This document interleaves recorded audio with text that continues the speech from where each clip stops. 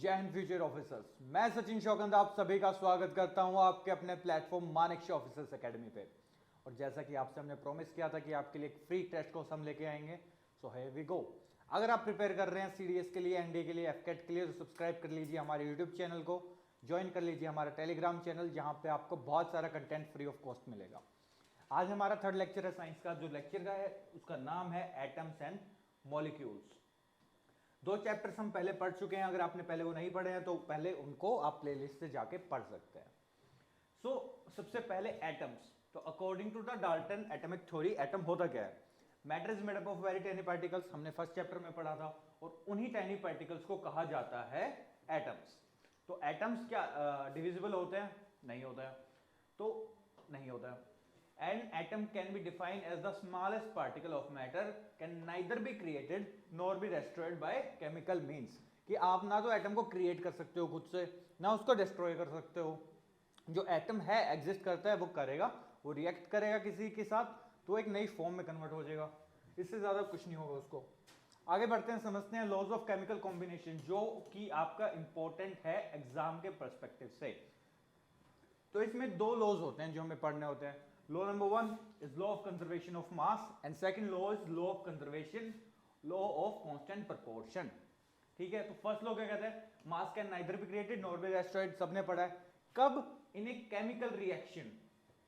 It means that the sum of masses of the reactants and products will be same.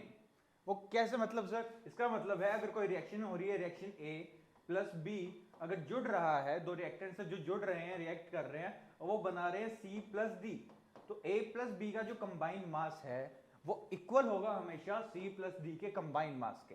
अब ए का सी के equal होगा नहीं होगा ये जरूरी नहीं है, बी का डी के इक्वल होगा नहीं होगा वो जरूरी नहीं है, बट ए प्लस बी हमेशा इक्वल होगा सी प्लस डी के। पहली चीज। सेकेंड चीज क्या है? Law of constant proportion. वो क्या कहता है? Chemical substance always contains the same elements in a fixed proportion by mass irrespective of source of compound। कहने का मतलब वही है जो हमने कल पढ़ा था। क्या? कि H2O होगा ना, जो पानी होगा उसमें H हमेशा 2 होंगे और O हमेशा 1 होगा, तभी वो पानी पानी रहेगा।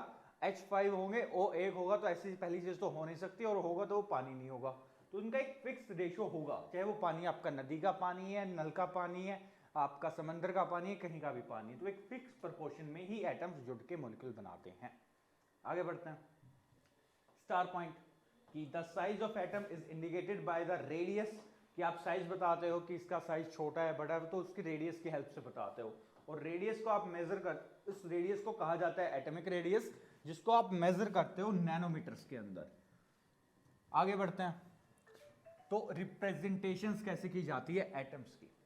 रिप्रेजेंटेशन करने के लिए कुछ नहीं, इनके लिए एक स्पेसिफिक लैटिन नेम, या तो उनका लैटिन नेम से ले लेते हैं या इंग्लिश नेम से ले लेते हैं, और उनका जो फर्स्ट लेटर है उसका यूज किया जाता है as a symbol. For example, hydrogen के लिए हम यूज करते हैं एलिमेंट के लिए H, हीलियम के लिए हम यूज करते हैं He, लिथियम के लिए Li, कार्बन के लिए C। So this is the representation of atoms. ये आपके एग्जाम में कुछ काम नहीं आने वाली। तो सर एग्जाम में क्या काम आएगा? आपको पता होना चाहिए एटॉमिक मास क्या होता है, ग्राम मोलिकुलर मास क्या होता है, और रिलेटिव एटॉमिक मास क्या होता है, ये आपके एग्जाम में काम आएगा। तो एटॉमिक मास क्या होता है, ये तो होगी डेफिनेशन, ये आपको हर बुक में मिल जाएगी, ये आपके काम ज्यादा नहीं आएगी। तो काम क्या आएगा? आपको ये चीजें सीखनी है। सभी को पता है एटम होता है, एटम के अंदर हमारे तीन चीजें होती हैं। पहली होती है प्रोटॉन, दूसरी होती है इलेक्ट्रॉन, और तीसरी होती है न्यूट्रॉन। इलेक्ट्रॉन के अंदर जो मास होता है वो नेग्लिजिबल होता है, तो इसको हम काउंट ही नहीं करते हैं जब भी हम मास की बात कर रहे होते हैं। तो मास के अंदर क्या क्या काउंट होता है? Number of proton plus number of neutron. Number क्यों? क्योंकि एक प्रोटॉन का मास हम 1 यूनिट मान लेते हैं, एक न्यूट्रॉन का मास भी हम 1 यूनिट मान लेते हैं, तो इन दोनों का सम मतलब उतने यूनिट मास होगा उस एटम के अंदर। तो ये होता है आपका एटॉमिक मास। अब होता है ग्राम मोलिकुलर मास। क्या होता है? The mass of 1 mole of atom is known as the molar mass of atom, या ग्राम एटॉमिक मास, या ग्राम एटम्स। कहने का क्या मतलब है? आपने पढ़ा होगा कि जो नाइट्रोजन का मास होता है वो होता है 14 यूनिट्स। ठीक है सर, पढ़ लिया, ये बात तो हमने याद कर ली, बट यहां तो ग्राम ग्राम की बात हो रही है। भाई ग्राम का क्या मतलब होता है कि अगर आपने 1 मोल ऑफ नाइट्रोजन ले ली, या कोई भी सब्सटेंस से 1 मोल ले लिया, तो उसका जो ग्राम मोलिकुलर मास होगा वो उतने ग्राम होगा जितना उसका एटॉमिक मास होता है। जैसे कि नाइट्रोजन का एटॉमिक मास होता है 14, तो एक मोल ऑफ नाइट्रोजन का मास कितना होगा, वो होगा 14 ग्राम्स। यही है आपका gram molecular mass. Relative atomic mass या atomic weight is the ratio. जब भी रिलेटिव वर्ड आता है इसका मतलब होता है हमेशा रेशियो से। Is the ratio of mass of one atom of an element and the mass of atom of hydrogen taken as unity। important definition as it is आपके एग्जाम में पूछी जा सकती है। Gram molecular volume, the volume occupied by 1 gram of molecule of a dry gas at standard temperature pressure is called gram molecular volume. और ये इसको माना जाता है 22.4 लीटर एट STP यानी स्टैंडर्ड टेम्परेचर एंड प्रेशर के ऊपर। अगेन दिस इज इंपॉर्टेंट, ये वैल्यू पता होनी चाहिए आपको। आगे बढ़ते हैं, मॉलिक्यूल क्या होता है। जब हमने एटम पढ़ा था कि एटम क्या होते हैं सर, कि सबसे जो नॉन डिविजिबल चीजें होती हैं, है ना, पार्टिकल होता है, उसको एटम कहते हैं। अब दो एटम या दो से ज्यादा एटम जुड़ के मॉलिक्यूल बना लेते हैं।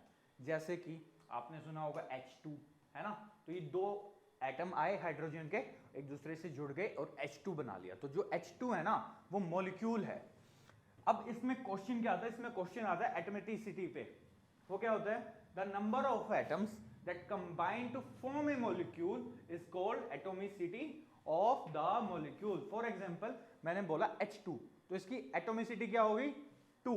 अगर मैं बोल देता C4 तो इसकी एटॉमिसिटी क्या होगी 4, क्योंकि 4 आए हैं। अब मैं बोलता हूं H2O, पानी का भी तो मॉलिक्यूल हो सकता है, इसकी एटॉमिसिटी कितनी होगी, तो 2 हाइड्रोजन के भाई आए हैं, एक ऑक्सीजन का है, तो इसकी एटॉमिसिटी होगी 3।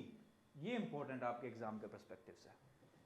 आगे बढ़ते हैं, आयन क्या होता है। जब भी आपका कोई एटम होता है, अब एटम के अंदर मैंने बताया कि इलेक्ट्रॉन रिवॉल्व कर रहे होते हैं इसके चारों तरफ। अगर वो इलेक्ट्रॉन को गेन कर लेता है या इलेक्ट्रॉन को लूज कर देता है, तो अगर वो गेन कर लेता है तो उसके ऊपर एक नेगेटिव चार्ज बढ़ जाता है, और अगर वो लूज कर देता है तो एक नेगेटिव चार्ज कम हो जाता है। जब वो गेन करेगा तो वो बन जाएगा एनायन, अगर नेगेटिवली चार्ज आयन है। अगर वो लूज करेगा तो वो बन जाएगा एक पॉजिटिवली चार्ज आयन, जिसको कहा जाता है कैटायन।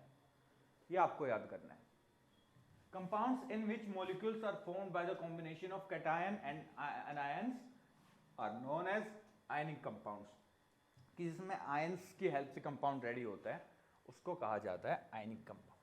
बहुत सिंपल। आगे बढ़ते हैं, आगे समझते हैं केमिकल फॉर्मूला कैसे बनता है आपका, है ना। केमिकल फॉर्मूला आपका, एक केमिकल फॉर्मूला इज रिप्रेजेंटेशन होती है कि आपकी जो भी रिएक्शन होने वाली है वो कैसे हो रही है ना। Molecular formula is a chemical formula that indicates the kind of atoms. ये बताता है कि इसके अंदर कौन से एटम है। जैसे कि हमने पढ़ा था H2O में 2 हाइड्रोजन है, 1 ऑक्सीजन है।